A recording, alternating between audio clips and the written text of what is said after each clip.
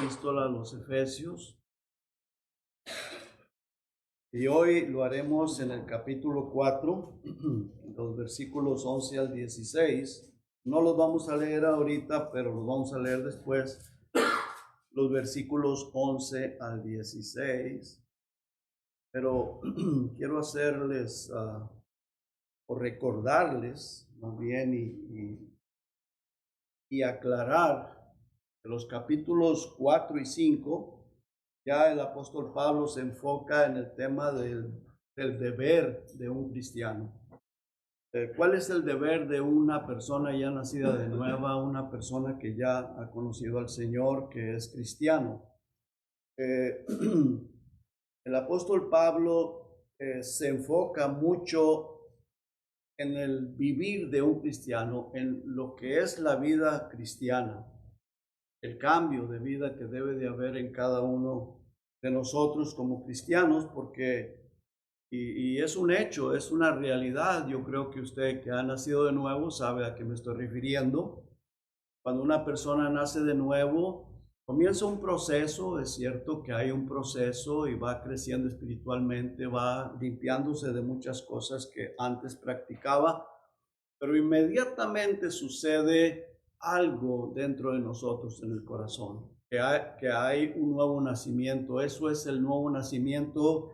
Cuando creímos en Cristo, nacimos de nuevo y hay un cambio inmediato mental en la mente, prioridades, inmediatamente suceden cosas que uno deja.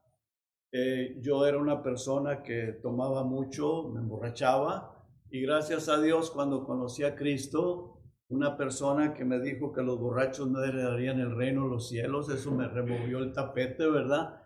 Y eso, hermano, un versículo, Gálatas 5:21, y con eso, hermanos, me llevó a estar pensando, a pensar mucho. Vean lo que hace la palabra de Dios, hermano. Un versículo que se me mencionó, y eso me llevó a estar pensando, meditando, y en las noches yo le dije al Señor, Señor, no, yo no me quiero ir al infierno.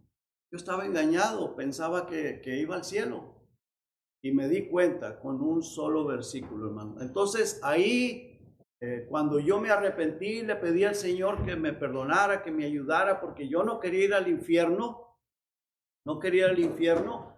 Hermano, el Señor me quitó el vicio de licor, me transformó en eso, y me quitó el vicio de licor, de fumar y de las malas palabras, muchas cosas, pero después continúa un proceso en la vida del cristiano, y eso es a lo que el apóstol Pablo se enfoca en los capítulos 4 y 5, lo que es la vida de un cristiano o el vivir de un cristiano. Vean lo que dice en el versículo capítulo 4, estamos ahí, ¿verdad, hermanos? En los versículos 22 al 24, vean lo que dice. En cuanto a la pasada manera de vivir, despojados del viejo hombre. Estas personas ya eran cristianos, ya habían conocido a Cristo, ya lo habían aceptado, porque lo podemos ver en los primeros capítulos. Ahorita vamos a estar viendo eso.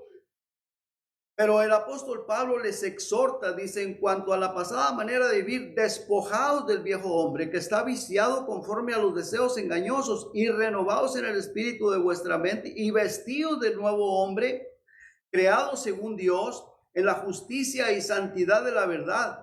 Y luego continúa diciendo, por lo cual desechan la mentira y muchas cosas que las personas tienen que saber para comenzar a dejar aquellas cosas. Por eso es que hay escuela dominical y hay predicación, hay enseñanza de la Biblia, para que nos demos cuenta. Ese es el propósito, ¿no? Nos demos cuenta y entonces decimos, caray, yo aquí estoy fallando. Señor, perdóname, ayúdame, tengo que dejar esto o aquello. O tengo que comenzar a hacer cosas que no hago para la gloria de Dios. Y ese es el propósito por el cual estamos aquí. Amén. Vamos a orar. Padre, gracias, Señor, porque usted está aquí en medio de nosotros. Gracias, Señor, porque usted nos ha traído aquí para alabarle, para exaltarle, para glorificarle, para cantarle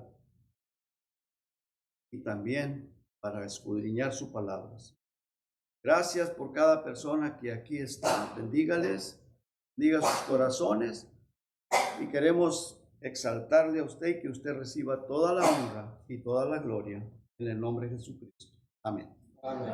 En los capítulos anteriores, hermanos, el apóstol enseña cómo eran sus vidas pasadas antes de escuchar el evangelio y creerlo. Su condición espiritual estaba muerta, muertos espiritualmente. Y eso nos incluye a nosotros. O sea, el apóstol Pablo escribe esta epístola a los Efesios, pero luego en el versículo 13 del capítulo 1 dice, en él también vosotros. O sea, todos ustedes, todos los que leemos esta palabra de Dios, es para nosotros, es para usted y es para mí. Entonces, hermanos, la condición del ser humano sin Cristo está muerto espiritualmente, muertos espiritualmente. Pero Dios, y esto es bien importante, hermano, pero Dios, que es rico en misericordia, perdona, nos salva. Y fíjese lo que dice en el capítulo 2, versículo 1, dice, y Él os dio vida a vosotros cuando estabais muertos en vuestros delitos y pecados. Ahora, tenemos que pensar, meditar en esto. No sé yo cuántos de ustedes han recibido la vida en Cristo, la vida eterna, el nuevo nacimiento. Pero si aquí hay alguna persona, yo sé que el Espíritu Santo le está diciendo, tú no la has recibido. Si no la has recibido, Cristo está aquí. Y Él es rico en misericordia. Él tiene sus brazos extendidos para todo aquel que no ha nacido de nuevo, que venga a Cristo para que le conozca, para que tengas ese encuentro personal con Cristo, porque de lo contrario estás muerto y estás en camino al infierno. Entonces, gracias a Dios por Jesucristo, dice en el versículo 4 también, pero Dios, ahí en el capítulo 2, estamos ahí, ¿verdad, hermanos? Amén. Pero Dios, que es rico en misericordia, por su gran amor con que nos amó, rico en misericordia, dice, aún estando nosotros muertos en pecado. O sea que el pecado, cuando no hemos tenido ese encuentro personal con Cristo, la persona está muerto espiritualmente y está en rumbo al infierno. Dice, aún estando nosotros muertos en pecado, nos dio vida. Ese es el punto importantísimo. Nos da vida, nos da el nuevo nacimiento, nos da un cambio. Dice, nos dio vida juntamente con Cristo. Por gracia sois salvos. La gracia de Dios es la que nos rescató, nos salvó. Nos rescató de las garras de Satanás. Este es un punto bien importante, porque estábamos atados por Satanás al pecado. Porque cuando la persona está atado al pecado, es esclavo del pecado, no puede dejarlo por sí mismo. Cuando a mí me dijeron que los borrachos no heredarían el reino de los cielos, y no solamente los borrachos, cualquier persona que no tiene a Cristo, pues cualquier cosa que esté haciendo es una práctica del pecado y eso nos lleva al infierno. Pero nosotros por nuestras propias fuerzas no podemos dejarlo. No podemos cambiar. Yo tuve que clamar a Dios, Señor, por favor, ayúdame, no quiero ir al infierno. Y Él nos rescata. Fíjese en el capítulo 1, versículo 7, en quien tenemos redención. Estamos ahí, ¿verdad? ¿No? En quien tenemos redención por su sangre. O sea, la sangre de Cristo es la que nos limpia de todo pecado. Redención por su sangre. Y luego dice el perdón de pecados. El Señor nos perdona todo pecado. ¿No es eso maravilloso, hermanos? Dice el perdón de pecados y luego una vez más menciona las riquezas, según las riquezas de su gracia. O sea que, hermanos, cuánto amor tiene el Señor para su creación. Cuán amor, hermanos, es rico en misericordia, rico en gracia. Él está esperando, quisiera el Señor que todo el mundo viniera a Él.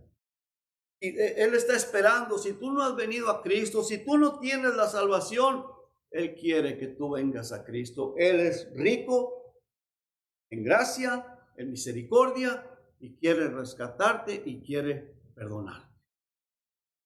Ahora, ¿qué más sucede? Nos adoptó como hijos. En el capítulo 1, que estamos ahí, en el versículo 5 dice, en amor, habiéndonos predestinado para ser adoptados hijos suyos. Vea cómo, qué interesante, hermanos. Nos adopta y nos hace hijos de Dios. Somos hijos de Dios. Cuando hemos creído, cuando le hemos aceptado, cuando nos dio las arras del Espíritu, cuando nacimos de nuevo, venimos a ser hijos suyos por medio de Jesucristo, según el puro afecto de su voluntad. Ahora, ¿qué más? Nos sentó en los lugares celestiales. Ahora, ¿cómo podemos, hermanos, entender eso? Vea el versículo 6, capítulo 2, versículo 6, dice, y juntamente con él nos resucitó y asimismo nos hizo sentar en los lugares celestiales con Cristo Jesús. Ahora, ¿cómo puede ser eso, hermanos? Si aquí estamos todavía. ¿Cómo puede ser eso? ¿Sabes por qué?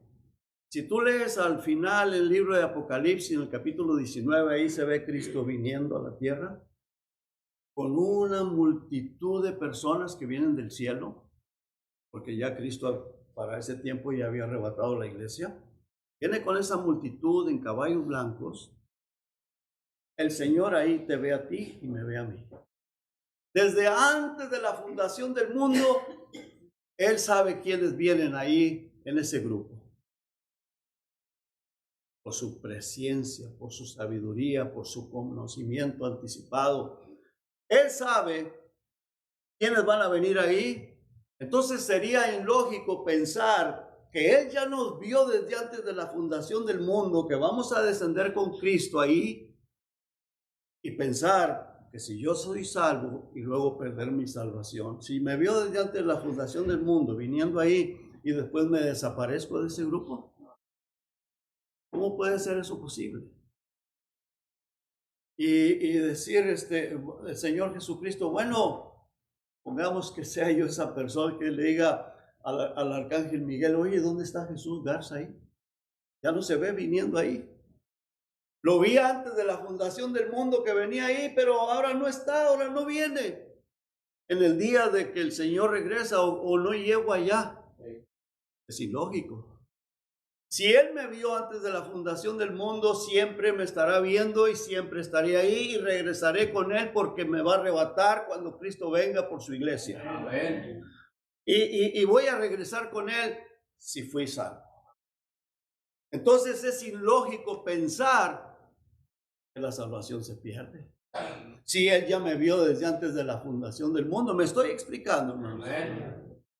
Lo que Dios hace, lo hace perfecto. Ahora, si la persona no fue salvo y se fue al mundo, pues es que no era salvo. Y si nunca se arrepintió, si nunca se reconcilió con Dios, pues es que nunca fue salvo. Pero no es que haya perdido la salvación, no fue salvo. Porque el que es salvo, el que ha nacido de nuevo, será salvo hasta la eternidad. Amén. Ahora, dice el Señor Jesucristo, dice la palabra de Dios aquí, versículo 6, y juntamente con Él nos resucitó. ¿Qué quiere decir esto? Que nos dio vida. Nos resucitó. ¿Por qué? Porque estábamos, ¿qué? Muertos en delitos y pecados. Y nos dio vida, nos resucitó. Y luego dice, y así mismo nos hizo sentar en los lugares celestiales con Cristo. Estamos aquí, pero el Señor ya nos ve sentados allá, hermanos. Amén. Él ya nos ve desde antes de la fundación del mundo, porque, hermanos, Dios es todopoderoso. Para Él no existe el tiempo. Él vive en la eternidad. Nosotros vivimos en un lapso de tiempo, en este mundo, este planeta. Comenzó el tiempo, pero va a terminar el tiempo y nosotros viviremos eternamente con Cristo porque Él vive, habita la eternidad. Bueno, eso es así. Él ya nos vio. Por eso Él, esto es bien importante, nos aseguró la vida eterna, nos aseguró la salvación y la entrada al cielo. ¿Cómo? Sellándonos con su Santo Espíritu. En el versículo 13 del capítulo 1 dice, en Él también vosotros, ¿estamos ahí, hermanos? Amén. Capítulo 1, versículo 13, dice, en Él también ustedes, hermanos, los que le han creído, los que lo han aceptado y los que lo aceptarán y le creerán en un futuro, habiendo oído la palabra de verdad, o sea, la escuchamos, el evangelio de vuestra salvación, y habiendo creído en Él, fuisteis sellados con el Espíritu Santo de la promesa. Fuisteis sellados, un sello de propiedad. Le pertenecemos a Cristo. Un sello que nos separa del mundo, que nos puso el sello diciendo, este es mi hijo. Este es mi hijo. Y dice que es las arras, el contrato de nuestra herencia, una herencia que tenemos allá en los cielos, hermano. Una herencia incorruptible de la posesión adquirida. ¿Quién la adquirió? Cristo, por ti y por mí. Cristo la adquirió para alabanza de su gloria, no de nosotros. Porque nosotros, hermanos, estábamos muertos, perdidos. Muertos, perdidos. A todos los que hemos creído al Evangelio, a todos los que lo hemos oído y le hemos creído, vea lo que dice. Comienza con un ruego el apóstol Pablo en el capítulo 4, versículo 1. Vea lo que dice. Yo pues, preso en el Señor, o sea, él estaba en la cárcel. Pero eso lo agobiaba. No, él estaba gozoso. A él le preocupaba la iglesia, le preocupaban los cristianos, le preocupaban las iglesias. Y por eso dice aquí el apóstol Pablo, yo pues preso en el Señor, os ruego, les ruega. ¿Qué les ruega? Que andéis como es digno de la vocación con que fuisteis llamados. ¿Por qué el apóstol, hermano, no le importaba él, no le importaba que estaba en la cárcel sufriendo ahí lo que fuera, su carne, su cuerpo, no le importaba porque él tenía completamente puesta su mirada en Cristo? Amén. A él le preocupaban los hermanos, le preocupaban las iglesias y dice aquí, les ruego que anden como es digno de la vocación, como es digno de Cristo. Amén. Del llamado que recibiste del Señor Jesucristo, porque nuestra esperanza, hermanos, es gloriosa. Esto es pasajero. Ahora dice el versículo 2, con toda humildad. Esto es bien importante. Comienza con ese ruego y ahora cambia el tema de una vida muerta, pasada, la conversión a una vida renovada en Jesucristo. Y de cómo debemos de vivir para Cristo. ¿Cómo debe de ser nuestro comportamiento, nuestra vida diaria? Ya no más la vida pasada. Eso es bien importante. Fíjese lo que dice el versículo 17 del capítulo 4. Dice, esto pues digo y requiero en el Señor que ya no andéis como los otros gentiles que andan en la vanidad de su mente. Interesante, ¿verdad, hermanos? Pero a veces, hermanos, leemos esto y bueno, pues sí, ahí dice, ¿verdad? Y seguimos igual. No le damos la importancia de vida, no le damos la importancia que le debemos de dar. Y muchas de las veces digo, pues es que yo no puedo. Y estamos luchando con esa vanidad, ese orgullo, y a veces nos rendimos, pues no puedo. Pero Él sí puede cambiarnos, hermano. Tan solo pedirle, Señor, por favor, yo lucho con esta carne, lucho con mi orgullo, lucho con mi vanidad, lucho con lo que quiere la carne. Señor, por favor, ayúdame. Perdóname, Señor, ayúdame. Y así, de esa manera, hermanos, el Señor comienza a ayudarnos. Podemos ir superando todas esas cosas para que no nos afecten las cosas que dicen, como cuando dicen que estamos viejos. Ya no nos afecta. No, hermano, está bien, pues es la verdad. La juventud ya se fue. Y si dicen que me queda poco tiempo de vida, mejor me voy con el Señor Jesucristo. Amén. Más bien doy gracias a Dios por mi esposa tantos años aguantarme, ¿verdad? Pero, hermanos, no, porque cuando uno está joven y inconverso, sobre todo inconverso, pues hermano, se le levanta la carne. Pero no, hermanos, eso ya no debe de ser. Y sí, luchamos todavía con la carne, pues la tenemos aquí todavía. Pero hay que saber, hay que aprender que tenemos que estar dependiendo del Señor. Señor, perdóname, ayúdame, Señor, ayúdame. Si el Señor Jesucristo fue tentado en todo, según nuestra semejanza, pero sin pecado. Y tenemos ese sumo sacerdote que traspasó los cielos, está sentado allá en su gloria en el trono y dice, acércate, acércate con corazón sincero, Él está dispuesto a ayudarnos. Amén. Necesitas la ayuda, yo necesito la ayuda del Señor Jesucristo. Así de que dice el versículo 17, lo volvemos a leer, esto pues digo y requiero en el Señor, o sea, en el nombre de Cristo, que ya no andes como los inconversos, ya no vivas así. Tienes que luchar con esa carne, tienes que pedirle al Señor, Señor, ayúdame, para poder ir mejorando la vida, para poder ir viviendo una vida cada día más santa, para irme santificando, para ser un mejor siervo de Dios, para que haga cambios en nuestra vida. Es tiempo, hermanos, de despertar. Fíjese lo que dice ahí en el 5, capítulo 5, versículo 14, dice, por lo cual dice, despiértate tú que duermes y levántate de los muertos y te alumbrará Cristo. Usted sabe, hermanos, que el Señor Jesucristo dice en Mateo 25, del 1 al 10, habla de 10 vírgenes, unas eran 5 insensatas y 5 prudentes. Y dice que todas las prudentes y las imprudentes cabecearon y se durmieron. Y luego escucharon un clamor, aquí viene el esposo, y se levantaron todas y arreglaron sus lámparas. Lámparas es la palabra de Dios, lámparas es a mis pies tu palabra.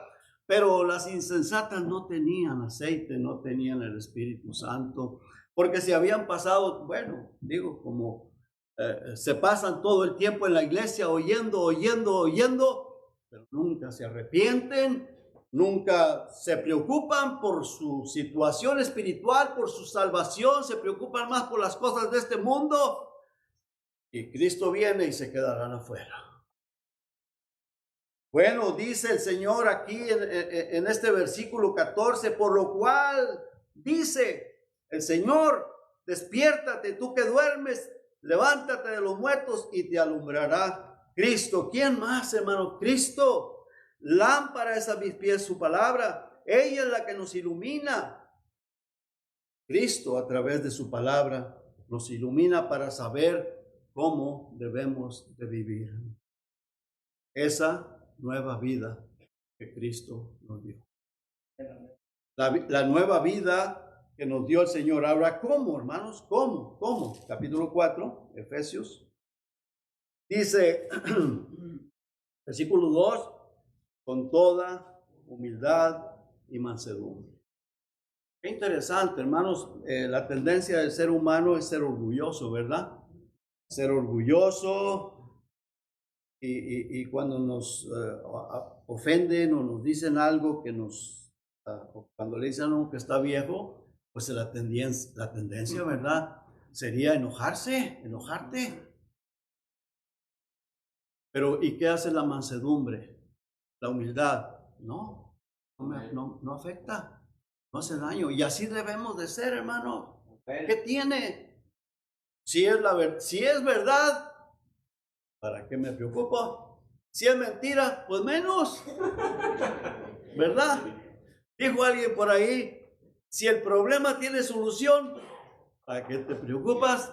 Lo vas a solucionar. Y si no tiene solución, pues también, ¿verdad? ¿Para qué te preocupas? No tiene solución el problema. Así es de que si ya estoy viejo, no hay problema. Si no lo estoy, pues menos, ¿verdad? Entonces, hermanos, nada de eso nos debe de afectar. Eso es andar en humildad, mansedumbre, que Dios nos ayude. Y luego dice, soportándoos con paciencia los unos a los otros. Interesante. Vean, hermanos, que si hay humildad, si hay mansedumbre, ¿verdad que sí vamos a poder soportarnos? Porque, hermanos, ahí hay amor, ahí hay paz, ahí está el vínculo de la paz. Y no tengo por qué enojarme, tengo que amar a mi hermano, amarnos los unos a los otros, no tomar las palabras como en serio, como ofensas, como que te lo están diciendo porque te quieren hacer daño, simplemente son palabras. Amén. Y aquí el apóstol Pablo, hermanos, dice, yo preso en la cárcel, golpeado, un lugar maloliente. Dice, os ruego, les ruego que anden como es digno de esa vocación con que fuisteis llamados. Dice, con toda humildad y mansedumbre, soportando con paciencia los unos a los otros en amor. Y luego dice, solícitos el 3, en guardar la unidad del Espíritu en el vínculo de la paz. Y eso nos va a ayudar, hermanos. Podremos hacerlo así. Mira, hermano, hermana, que Dios nos ayude. Tenemos que estar atentos, atentos. Cuando viene algo a nuestro corazón y que trata de levantarse la carne, Señor, por favor, ayúdame. Ayúdame, Señor, esto no viene de ti. Esto no viene del Espíritu Santo. Esto viene de Satanás, aquel que se quiso poner en el lugar de Dios. Aquel que dijo, yo soy el que debo de estar ahí. Yo creo que le vio defectos a Dios, imagínense. ¿Por qué quiso tomar el lugar de Dios? Porque pues se sintió que él era mejor. ¿No es cierto eso, hermanos? Claro. ¿Sí? Entonces, hermanos, dice la palabra de Dios que tenemos que ver a nuestro hermano como a superior a nosotros mismos. Todos superiores a mí. Pero la tendencia de nosotros es sentirme superior a los demás. Sí. Ese es el del ser humano, esa es la tendencia. Ahora, siendo así, hermanos, soportándonos en amor, humildad, mansedumbre, en ese vínculo de la paz, que la paz reine en nuestra vida, guardando la unidad del Espíritu, así la iglesia va a ser sobreedificada. Así la iglesia será sobreedificada y para eso él mismo constituyó a unos apóstoles y profetas. Vamos al versículo 11, ¿no? Por favor.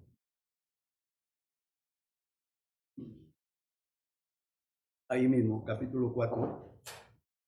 Capítulo 4, Efesios 4, el 11 dice, y él mismo constituyó a unos apóstoles, a otros profetas, a otros evangelistas, a otros pastores y maestros. Ahora, los apóstoles y profetas ya no están entre nosotros, hermano, ya están con el Señor.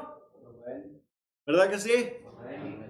Yo sé que hay muchos falsos apóstoles, falsos profetas, hay muchos, abundan. Pero los apóstoles que menciona la palabra de Dios y profetas ya están con el Señor. Ya están con Dios. Pero ¿sabe qué? Ellos nos dejaron el fundamento bíblico escrito. Esto es, hermano, vea, ahí en el capítulo 2, versículo 20, dice, ahí Efesios 2:20 dice, edificaos, ¿lo tenemos, hermanos? Amén. Sobre el fundamento de los apóstoles y profetas, siendo la principal piedra del ángulo, Jesucristo mismo.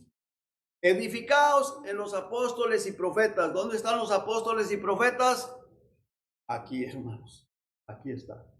Dijo el apóstol Pedro en segunda de Pedro, dice, tenemos la palabra profética más segura, a la cual hacéis bien en estar atentos como a una antorcha que alumbra en un lugar oscuro. O sea que tenemos que estar atentos a esto. Aquí están los profetas, aquí están los apóstoles. Los apóstoles del Señor Jesucristo ya no están con nosotros, ya se fueron. Los profetas se fueron, pero nos dejaron, hermanos, la palabra. Dejaron la palabra de Dios y es bien importante. Ahora, la tarea del evangelista, pastor y maestro es enseñar usando este fundamento, la Biblia. ¿Sí? ¿Estamos de acuerdo, hermanos? Amén. Usando el fundamento para la edificación, para edificarnos hacia la perfección. Hasta que lleguemos a la altura del varón perfecto, pero eso va a ser cuando el Señor nos lleve. Porque aquí estamos en un proceso, vamos a continuar en un proceso. Vea lo que dice el versículo 12, Efesios 4:12. A fin, ¿estamos ahí, hermanos? A fin de perfeccionar a los santos, a la iglesia, a nosotros, a ti, a mí, para la obra del ministerio. ¿Para qué? Para la edificación del cuerpo de Cristo. Tenemos que estar unidos en esa humildad, en esa mansedumbre, con una misma mente, con un mismo propósito, servir al Rey de Reyes y Señor de Señores. Dice, a fin de perfeccionar a los santos. Nunca vamos a llegar a ser perfectos aquí en la tierra, pero hermanos, tenemos que buscar cada día ser mejores, la santificación, ser mejores. ¿Y cómo podemos lograr ir siendo mejores? Pero siendo humildes. La humildad, la mansedumbre, porque el que se enaltece será humillado. Y el que se humilla será enaltecido, exaltado. Ahora dice el 13, hasta que todos lleguemos a la unidad de la fe. O sea, una misma fe. Y es que no hay tantas, es una fe, la fe de la palabra de Dios, la enseñanza de Cristo y del conocimiento del Hijo de Dios, a un varón perfecto, a la medida de la estatura de la plenitud de Cristo. Ese es el propósito, hermanos. Ir edificándonos, ir creciendo espiritualmente. Y luego dice en el 14, para que ya no seamos niños fluctuantes, llevados por doquiera de todo viento de doctrina. Y estamos viviendo tiempos muy peligrosos, hermanos. Especialmente con las redes sociales, muy peligrosos. Hay tantas enseñanzas raras.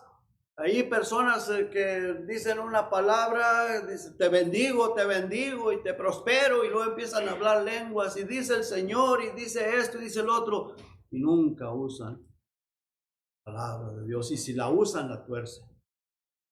Tenemos que tener mucho cuidado. El propósito del Señor, para que ya no seamos niños fluctuantes, una persona que anda así.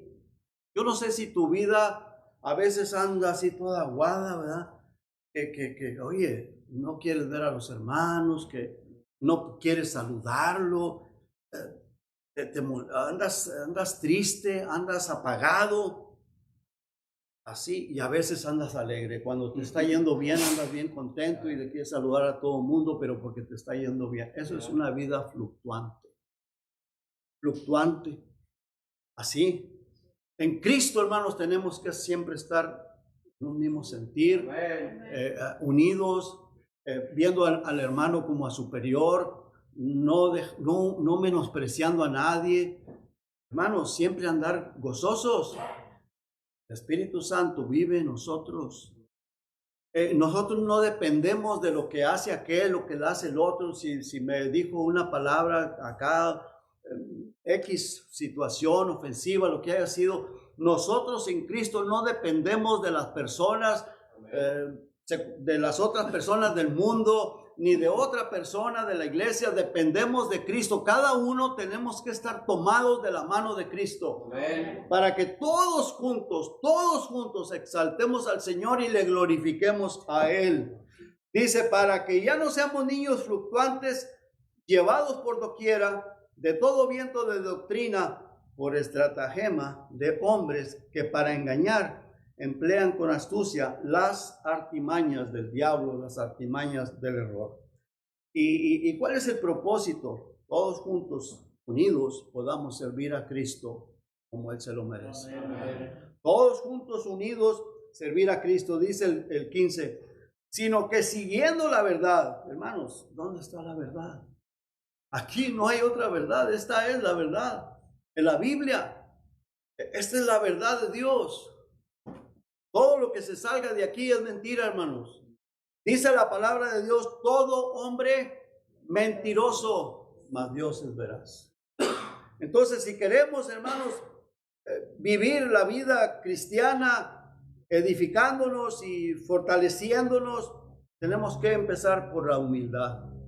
Dice el apóstol Pablo, os ruego que seas con toda humildad. Toda, no parte, toda humildad y toda mansedumbre. Humildad y mansedumbre. Algo muy importante para que podamos soportarnos unos a otros. El 15 dice, siguiendo esa verdad en amor, crezcamos en todo en aquel que es la cabeza, esto es Cristo Jesús. Cristo es la cabeza de la iglesia. Y termino, dice el 16, de quien todo el cuerpo, bien concertado, o sea, bien coordinado, coordinación de parte del Espíritu Santo y unido entre sí, cada hermano, cada hermana, unidos entre sí por las coyunturas que se ayudan mutuamente, la ayuda entre hermanos, la ayuda mutua. A veces, hermanos, a veces yo veo a veces a hermanitas que andan haciendo solo el trabajo o hermanos que andan haciendo solo el trabajo porque los otros no quieren unirse para ayudar o a veces no pueden. Pero hermanos, tenemos que ayudarnos de una manera o de otra mutuamente. Cada persona, cada miembro, Dios lo puso aquí, Dios lo necesita para que nos ayudemos mutuamente cada quien unos a los otros. Tenemos que unirnos para servirle a quién, a Cristo. Él es la cabeza de la iglesia y a Él le servimos todos, la iglesia. Si tú eres parte de la iglesia, tú sirves a Cristo, no al pastor, no al hermano, a Cristo le servís. Dice, unidos por las coyunturas que se ayudan mutuamente según la actividad propia de cada miembro. Dice, y recibe su crecimiento para ir edificándose en amor. Bien coordinados, unidos, nos ayudamos mutuamente. Esto no es idea mía, hermanos. Esto es la voluntad de Dios. Esto es lo que Dios quiere y Cristo está aquí. Vamos a orar, hermanos, y vamos a darle gracias al Señor. Padre, gracias, Señor. Gracias por su amor, por su misericordia, por su presencia aquí en medio de nosotros y por todo lo que usted ha hecho hasta este momento, Señor. Gracias por cada hermano, cada hermana que aquí está presente. Y ruego, Señor, que bendiga todo lo que se va a hacer. Todo, Señor, todo lo que va a seguir haciendo. Vamos a seguir haciendo en este día. Padre, y el día de mañana y pasado mañana y todos los días, Padre, que nunca nos olvidemos, Señor. Tenemos que andar en humildad, en mansedumbre, glorificándole a usted donde quiera que andemos, Señor. Y a usted le damos la honra y le damos la gloria en el nombre de Jesucristo. Amén. Amén. Hermanos, Dios los bendiga.